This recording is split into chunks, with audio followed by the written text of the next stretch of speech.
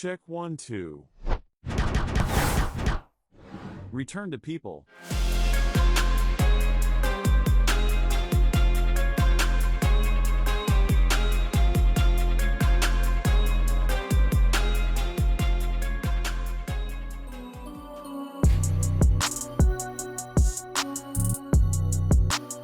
What's happening, everybody? We are back with another Return to People episode. Today's guest has spent his entire career making sure people can actually do their best work. He leads a national advisory firm where he's built a hybrid model that ditches attendance tracking and puts trust front and center. From higher education to workforce solutions, he's learned that great operations should feel less like management and make it feel more like you're hosting people. You're going to hear how he's cracking the code on remote employee engagement and hybrid, really, plus mentoring junior staff without losing the culture magic. He's now the COO of Raben. Please welcome Donald!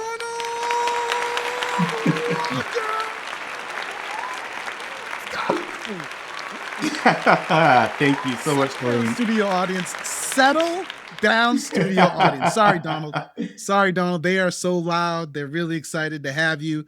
I'm excited to have you. Thank you for joining us, man. How you doing? Oh, I'm good. Thank you so much for having me. I couldn't be more happy to join you and talk about this cool topic, and just like the whole thing's been fun so far. So thank you so much for having me. Awesome.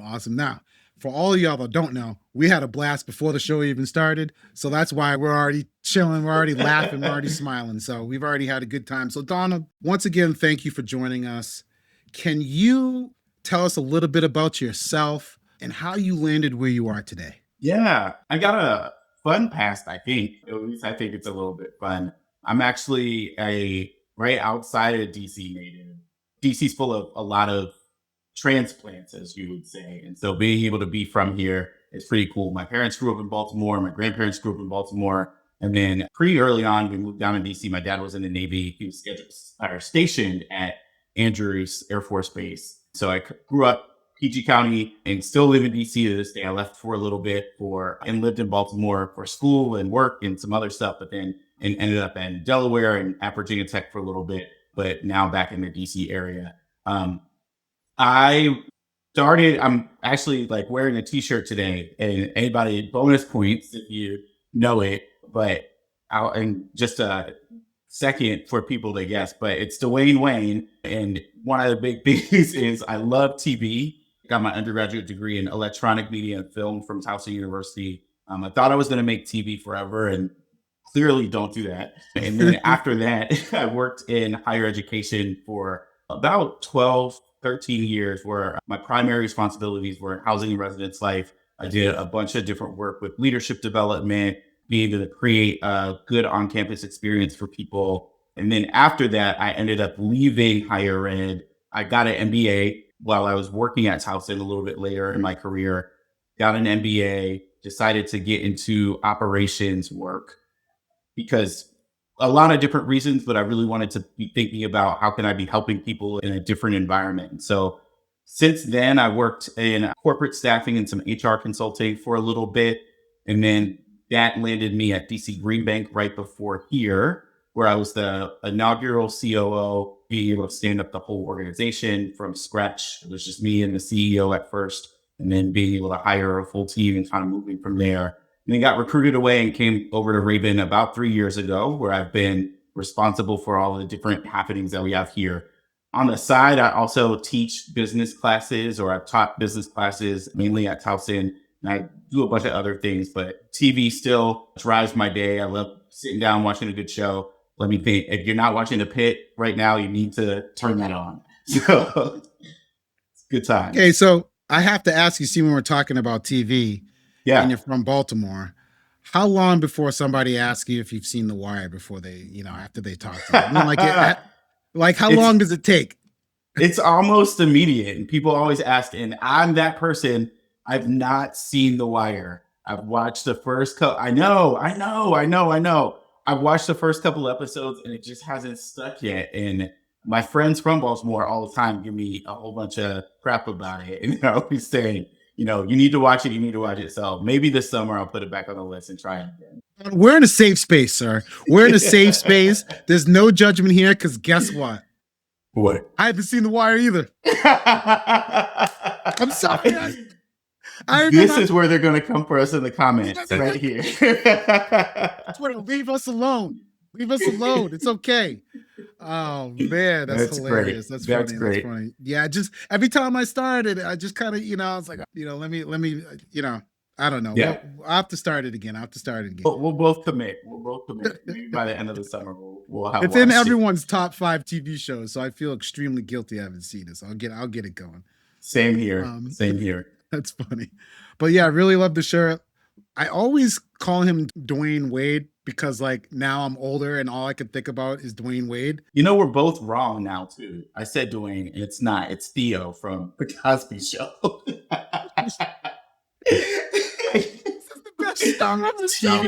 TV fails. Timeout.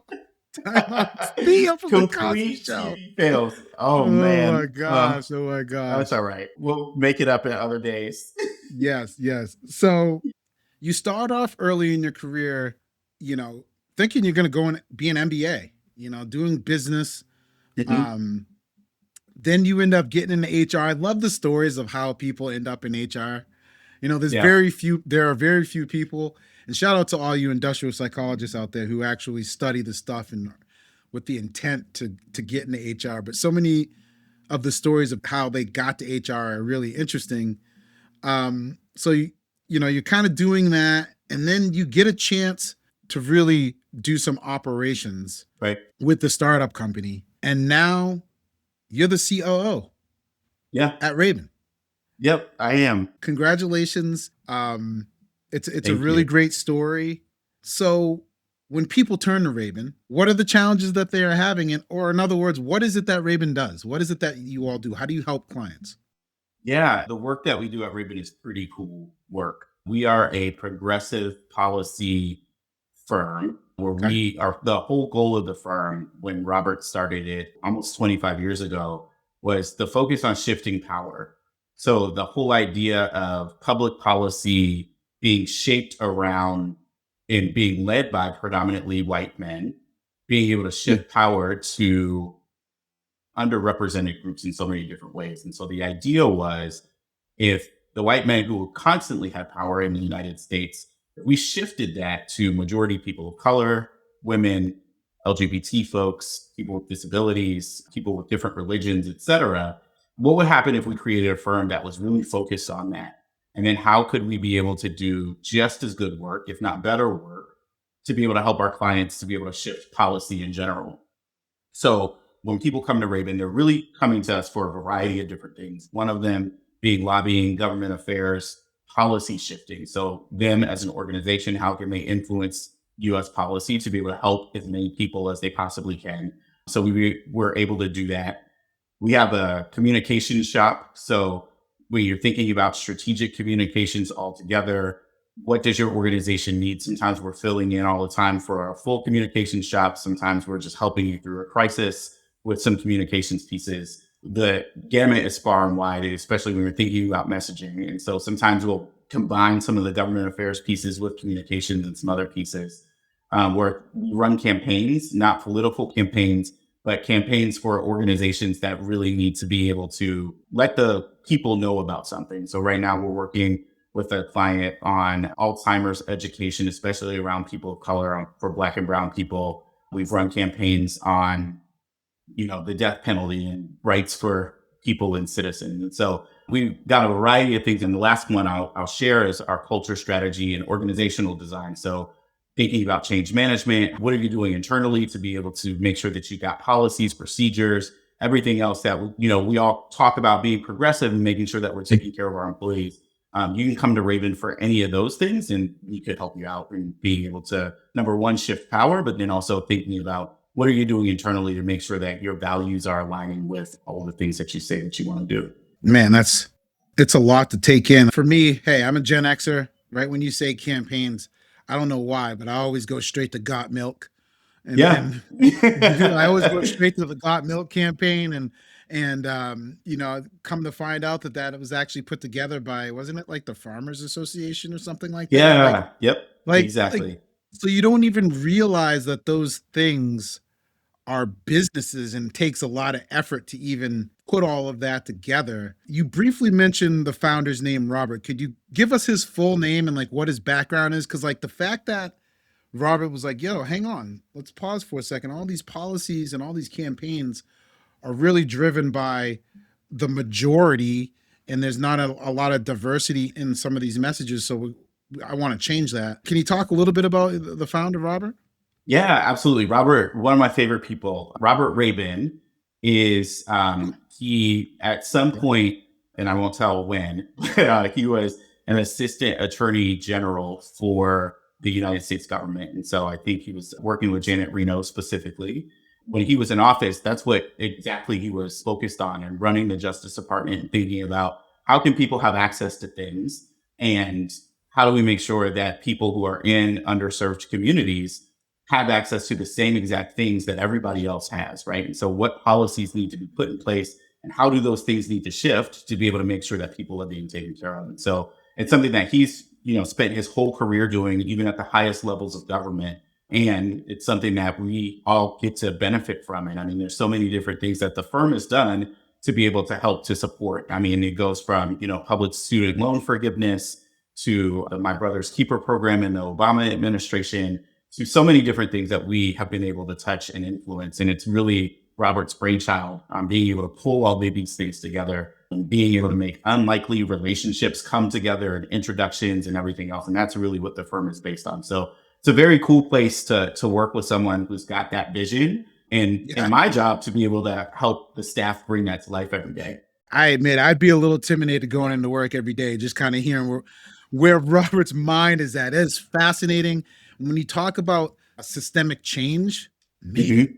like talk about a company that has an impact on systemic change. I mean, this is really powerful. So one last question though, just to clarify for, our viewers and listeners, who are generally the clients that are approaching you? Like what types of people, like, are they organizations? Are they companies?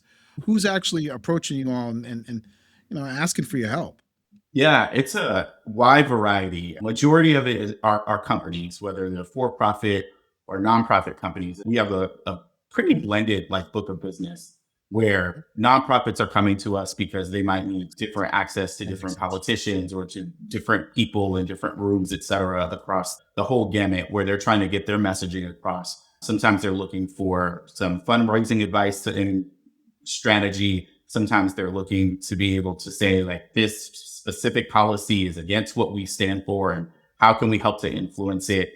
Sometimes they're looking for, we got to talk about this issue a little bit more widespread.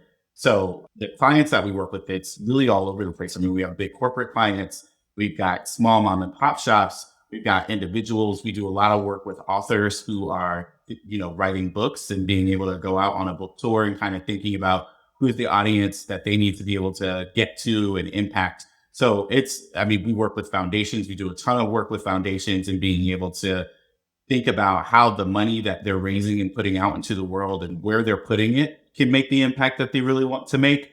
So it's all over the place. I mean, we've been able to help all kinds of different people, individuals, small businesses, large businesses, you name it, we can do it. Fascinating. The breadth of the amount of people and organizations that you work with. I mean, you have to, if you want to have systemic change, you got to work with everyone. It kind of makes a lot of sense. So it's pretty Very cool. much Pretty cool. so. So you're the COO. Yep. That's what they tell me. People have their work preferences as far as how they're more productive or what they would prefer to happen. Um, when did Raben make the decision to embrace hybrid work and um, workplace flexibility? And what was like the major reason why? What sparked the movement to that? Sure. So from the beginning, since the firm started, it was always built in a flexible atmosphere. And the whole idea was Robert really saw the people who worked at the firm as partners. They were partners in being able to help the movement. And so with that, And if we're, talking about shifting power, then we have to recognize that from the initial start, people have to be able to have flexibility to be able to live their lives, do what's important for them in those moments, but then also be able to work in the way that they need to. And so from the beginning, there was always this idea of you're in a partnership with the firm. And so if you want to ramp up and kind of do things, extra right now, that's great. But if you need to scale back because you've got family planning or something else that's going on in your life, you can also do that. And so it comes with expectations, it comes with clear communication, it comes with a whole bunch of different things. But generally speaking, that's always been the model of the firm. I think, like many companies pre-pandemic, you don't necessarily have to be in the office all of the time, but it was a pretty regular thing that everybody was coming in on a pretty regular basis. Okay, flexibility was a thing prior to the pandemic. Yeah. Everybody could kind of do their own thing, but the expectation still kind of to be in the office was to be in the office. It was Yeah, it was to pretty be in much the office. okay. So you're pretty much kind of Right. like almost a 5 days a week, and if you have to adjust something, cool, but come back to the That's office when you're ready. Okay. That's absolutely right. That's All absolutely right. right. And if you've got a doctor's appointment or you got something to do, go do those things. And that's okay. And if you need to take off a day here or there to be able to do those things, then that's fine. But there was an expectation that people were in the office on a pretty regular basis. Post pandemic, and that's mainly where I've, been at the firm for a little over 3 years now. We moved offices and kind of downsized the space that we had. Makes And with sense. that, Yeah. we also were thinking about, because the pandemic led us to this space where you can absolutely be a little bit more flexible. You don't necessarily need to be in everybody's, presence all the time to be able to do your best work. We wanted to be able to honor and respect that along the way as well. So post pandemic, it was a little iffy about what we were doing. I don't necessarily know that a decision was made initially. It was Kind just of kind of rolling like, with it. all right, Yeah. we got Yeah. this office, we're doing this, Hmm. do what you need to do. But what we noticed was that there was a disconnect from our younger staff to some of the more experienced folks, and being able to just kind of learn some of the things that were a little bit off, or not off, but just being able to learn cultural pieces. So how do you interact with clients? What are the things that are most important to those clients, especially being in a client services focused world? And there were some gaps that we started to see. And so when we were thinking about it and talking through, what made sense for us, we realized that a hybrid environment was something that was going to start making a little bit more sense for us. And so post pandemic, probably like 3 or 4 years ago, we made a decision that everybody would be in the office, or, if you're in the vicinity of an office, we need you to come in at least 2 days a week. Cool. Makes sense. I mean, I say this a lot, even as a remote work advocate and someone who really firmly believes location independence is power for all Mhm. organizations and all employees. You can't replace the magic that you get in person, and you just can't replace it. It makes a lot of sense. And I love the fact that workplace flexibility was always at the core of Raven. And it makes, like, as you were talking about it and listening to you share the story of Robert and what he believes, be kind of hard for Robert to not do to not allow anyone to be flexible and do the great work that you're doing. So it's almost like, it was coming through what his beliefs and his values were with the company always. And the fact that you all were intentional about thinking about how we could manage this new way of working, and by making it hybrid, it you know it's awesome, man. It's awesome. So we understand what kind of sparked that change a little bit. Like a lot of organizations, COVID definitely opened people's eyes on how work can get done and how flexibility can be stretched. With that, though, comes challenges. Yeah. So what do you think has been some of your biggest challenges with what we call the employee experience? Right. I'll start with what I was just starting to talk about, was that there was a difference in what we were seeing, especially with some of our more junior staff, being able to really understand what it meant to be successful at work. With the absence of being able to have mentors in place day to day, with the absence of real expectations even being laid out for junior staff, what was happening is that people are using their best judgment But if you don't have a guide or you don't know what those things are, then sometimes people aren't meeting the expectations, but they might not know what those expectations are. And I think what we discovered was it's not that staff were not doing their best. They were doing their best with the tools and the information that they had. And so what it turned into is sometimes people were they weren't hitting expectations, or things were off, or things felt off for people, mainly because there wasn't a mentor, there wasn't a guide, or there wasn't somebody that was there that they could just kind of turn to. And that water cooler talk and the relationship building, all of those things had to be scheduled. And when it's scheduled, it's not organic, right? And so what we found was the biggest challenge is that the relationships that needed to be formed on our teams in order to serve our clients better just wasn't there. Or it was there, but it wasn't as strong as it could be. And so Right. the newer staff weren't getting the benefit of the doubt. People who had been here for a while that had existing relationships, not intentionally, but they weren't bringing people into the fold in the way that you normally would if you would have those relationships. And so we just had to really think about, like, how are we spending time and what are we doing to be intentional about those things? I think the other really big challenge, and it kind of gets back to the core of who we talk about and who we are, is that we are in an environment where we're really trying to help people to shift power, and also making sure that every member of the community is taken care of in so many different ways. The idea of, people being in this white collar type work where we can have the flexibility, we really have to think about what's the impact that's having on the community, right? And so the restaurant that's located near your office, or the staff who works in the building where they might not have educational access or other access to be able to work in the same type of environment, us not coming in has an impact on the whole community.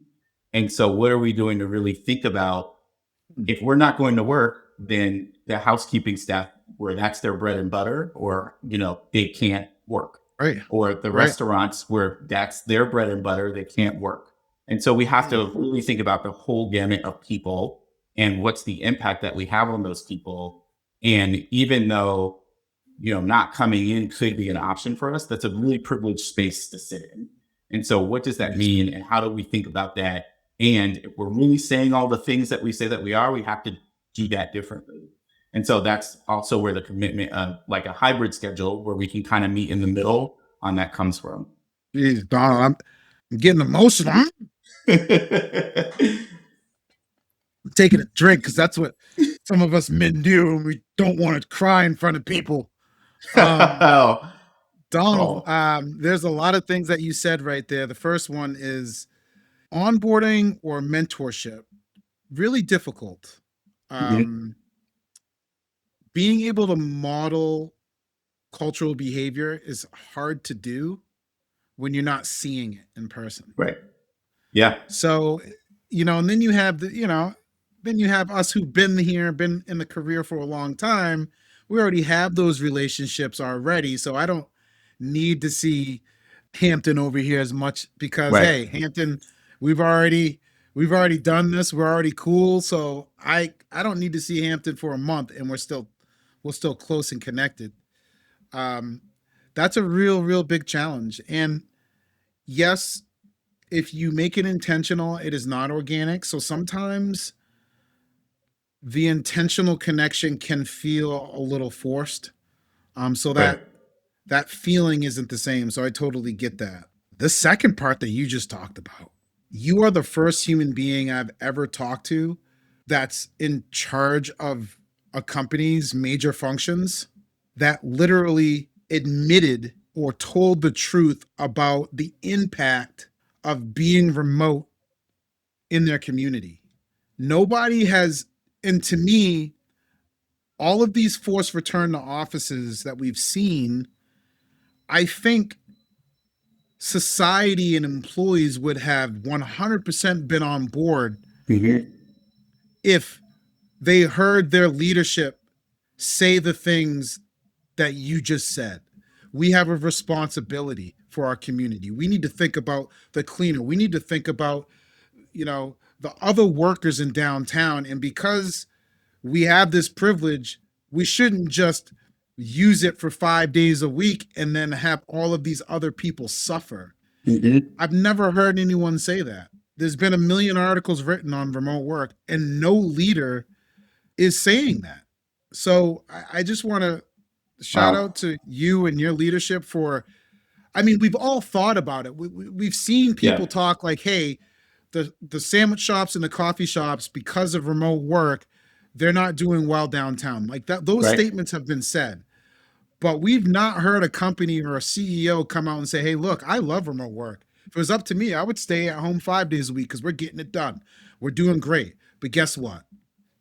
I actually like the coffee shop people. I actually like the cleaners. I know that if we do this, it's going to really have a negative impact on their lives. So, guess what? I'm going to commute into the office just so that they have the things that they need to have to fulfill their life. Kudos to you and Ray-Ban and Robert for talking about that. I'm definitely clipping Oh, that. thank you. Thank you.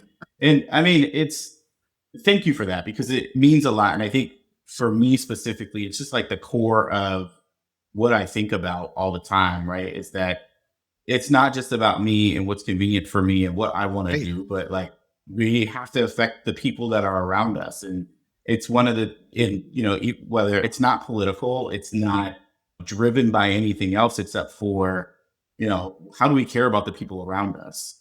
And I'm not going to say that we get it right all the time because we don't, right? Like Of course not. Of we're course not. so far from those places. And I don't want to even hide the fact because with return to office, and one of the biggest gripes that people have is, the company is paying money into an office and blah, blah, blah. As a COO, yes, 100%. That is the truth, right? Like I we heard you say can't, I heard you say we've reduced office size as the COO. You're like, yeah, look, right. we can save some money here. So I heard that. Yeah, I heard and that. it's just the reality of what it is, right? And even with reducing office size with this 2 day a week thing, my team says to me all the time, Donald, we need more space, right? And so there's this conundrum and this push and pull and everything else that you have to really think through. But I think at the core of it, we've got to be dedicated, and we're going to say that we're going to do these things, and part of that is, also making that it's not a sacrifice, but it's what is our responsibility in this space and even thinking about how we interact with the housekeeping staff. Like they're a part of our team, right? We don't pay them, but they're a part of our team. I mean, I won't go into the details, but one of our housekeeping staff decided to, return back to his home country recently. And I mean, and how much of an impact that had on my team and the relationships that were built and even the follow up and everything else that's there. Like those things exist and they matter. And we have to think about like if we're sitting in privileged positions, what are we doing to do our part? One of the things I just wish more leaders would have done who believe this, because I'm sure there were plenty of leaders at larger companies that were forced to return to office that believe in what you're saying. Just Mhm. tell us the truth. Right. Tell us, Just say it. like, just say it. Just say, hey, look, I want everyone in the office because I want everyone in the office. Like, Yep. if that's the only thing, I want everyone in the office because, I have relatives that own things downtown and they're struggling. I want them in there. Hmm. I don't think people would complain about returning to the office, especially hearing it from your side. I doubt you've had too many complaints about, oh, we have to commute to the office after you talk about, hey, it's an impact on everybody. So Yeah, we could that's talk right. about this forever. I know we're coming close to time. Yeah. Those challenges are definitely there. What about your biggest successes? What have been some of your biggest successes since really embracing workplace flexibility? Yeah. I mean, I think people feel the flexibility no matter what. I think that being able to, because 2 days a week is, what's required, but I don't have you must come in on Mondays and Wednesdays type of rule. Like if your week this week looks one way, fine. If it looks a different way next week and you come in 2 different days, then that's fine too. We're not tracking it in that perspective. And I think that's really successful because people can fill their time with what they need to fill their time with. If it makes more sense for you to get Whole Foods or whatever, you're going to the grocery store at 2 o'clock on a Tuesday and you don't have a meeting, go do that. If you are in the office one day and you need to walk down the street to take care of a bill or take care of something that's going on and it just makes sense to do that, go do that. And I'm not asking you to check in with us about those things either. I think that what's good is that there's an assumption that people are working really hard and we're way more concerned about the outcomes than we are about the process of how we get there. Right. And Okay. so do Trust. what you need to do. And there's a lot of trust that's built into that system. I'm not sure if everybody would agree with me there, but I get the privilege of sitting in this seat sometimes. Well, it feels very trusting, so we're gonna go with that. And so, any of my team who's listening to this at some point and you disagree with me, please just come tell me. We'll figure that out. But I think the other thing that works really well is that it allows flexibility for us to even serve our clients in the best way that we can. So being able to, commute to them if they have a meeting, but also having space. If they would need to have a physical meeting, we've got the space. Come, we'll host your board, we'll host whatever in the office. And then it gives that flexibility on both ends so that, even if someone's traveling, say I'm going to go on vacation for a week or two, and no, I don't need to take the full vacation time, but I'm going to work a little bit while I'm on vacation. That's totally fine, right? Set up the IT system, set up the backend infrastructure and everything else like that to be able to move those things along, I think are some of our biggest successes. But I also just see like the teamwork, the camaraderie that that starts in the office environment, but then does translate online and translates in a bunch of different spaces. It's really remarkable to see how people work together, and that having the best of both worlds is something that we benefit from, I think, daily. It sounds like to me, people first is built into the company from day one. Yeah, it And is. how you've spoken about workplace flexibility proves to me that you are a people first organization. Or else you could have just said, no, we just wanted people to come back. You could have just said, no, we're going to pick this number of days and that's it. So kudos to you all. It's been really, really interesting to kind of hear the reasons why. And trust, it's interesting because like there's different types of trusters. There's assumed trusters, people who just trust from default, and then there's people who are like, you have to earn your trust, prove it to me. And I probably lean a little bit towards more you have to earn my trust, but there's some power of assumed trusting. Mm-hmm. And I kind of heard it through your talk. You don't have to tell us this, you don't have to do this, but we trust in that you're going to get the task done. And being able to do that is just fascinating. So we're coming close to the end of the show. So we ask everybody this question as well. If you were going to go back to your younger self, your early career self, and you're going to give yourself some advice around this employee experience that we've been talking about, what piece of advice would you give to yourself? It's a really good question. First of all, like kudos to you, older self from younger self, that you did all these things so far. Like I pinch myself daily and like, wow, I'm really doing some cool stuff. So good job. Good job. Good job, self. Good job, self. Yeah. I think it was one of the things I recently adopted and always thought it, but probably should have adopted and pushed myself on it a whole lot earlier is, embrace the things that you really stand for and be unapologetic about it. If you are, and for me, because people are so important I think it's your biggest asset, right? I think even going through the MBA and learning all the business things and everything else, the thing that always stuck with me is that people are your biggest asset. And if you take care of your people, they will take care of you, and they won't even think about it.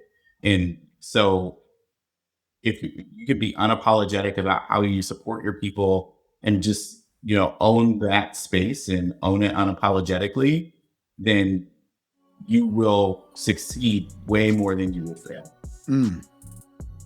All of it. Claps, all of it. Thank you. Thank you. He's basically saying he's standing on business. If he could go back, he would stand on business more. Always 10 toes down on it. And don't move. Don't move when you know you're right. Don't move. And invest in people. Yeah. Makes sense. 100%. We're trying to return to people. All right. So if people want to connect with you, where can our listeners and viewers find you? Yeah, well, always on the Raben website. So people still do that. I'll just say Raben.co. Raben.co. There's no .com. Raben.co. If you ever want to know why it's just .co, it's because somebody else owned Raben.com and it was too expensive. So Raben.co. And then I'm also on LinkedIn. W. Donald Walker III is how you can find me on LinkedIn. And it's really easy. It's the linkedin.com/W. Donald Walker. And you can find me on LinkedIn. If I'm slow there, I'm sorry. I'm not always looking at my LinkedIn, but it's a good way to find me on both of those platforms, or just, Awesome. our website. Awesome, man. Awesome. Well, Donald, once again, thank you so much for coming on the show. Some really great stuff here. I feel like I learned a ton myself. Hopefully everybody else. Rewind it, play it and rewind it, because there's a lot of nuggets in there. To everyone else, please be safe out there. We'll all talk to you soon. Peace.